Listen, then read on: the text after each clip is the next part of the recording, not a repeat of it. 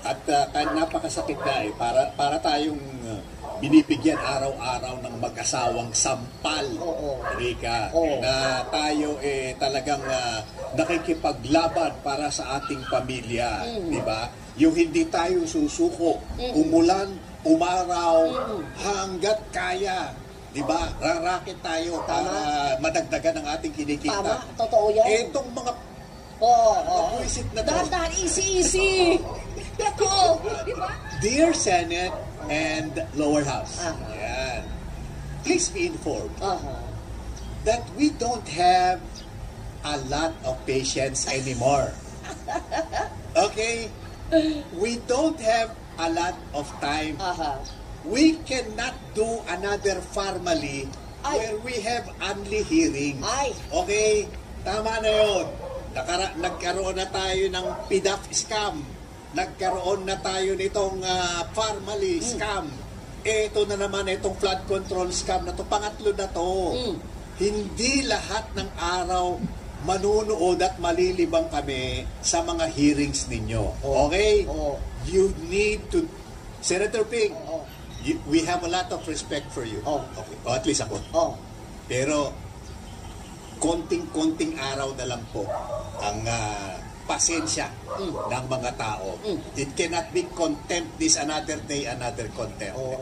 Kasi ang hihiling ng araw dyan is, may mga panagutin. May nagkaroon natin ng hearing, hindi naman mga kahit ang nagawa namin sa discussion, pero mga sa nagawa namin. Kasi ang nakikita ng hirap ng tao, diba? Umumulan, diba?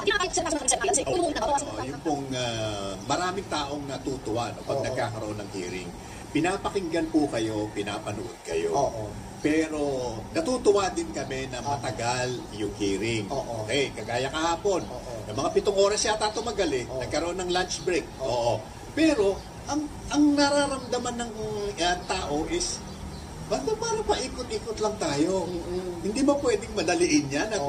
And then, you, of course, justice dictates, di ba? Fairness dictates na yung mga sinasabing nag-download, nagbaba ng mga daan-daang milyong proyekto. Of course, they should have their day in court. Pero kapag medyo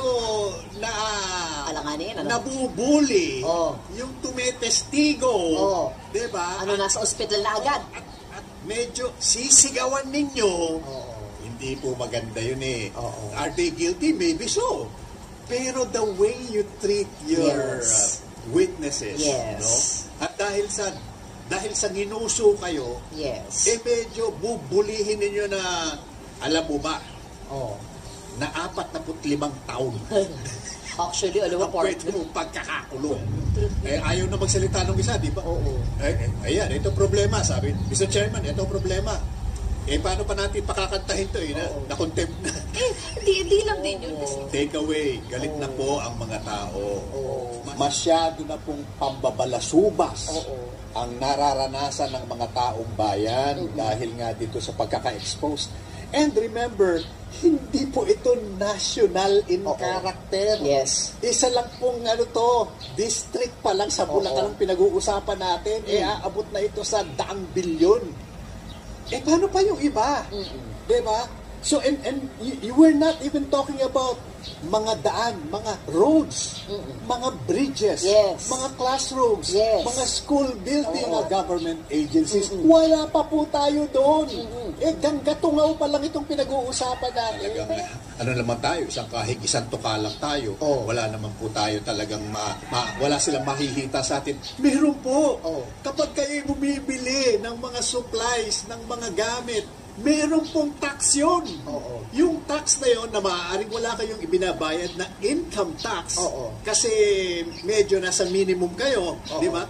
Meron pa rin pong mga taxes kayo. Etong mga gasolina, tataas na naman. Diesel, tataas na naman. Kerosene, tataas na naman. Alam niyo po ba na merong excise tax yan bawat litro? Merong VAT bawat litro yan. Pag tumaas yun, tataas din yung binabayaran natin. Yung taxes na yun, ang ginagahasa ng nitong mga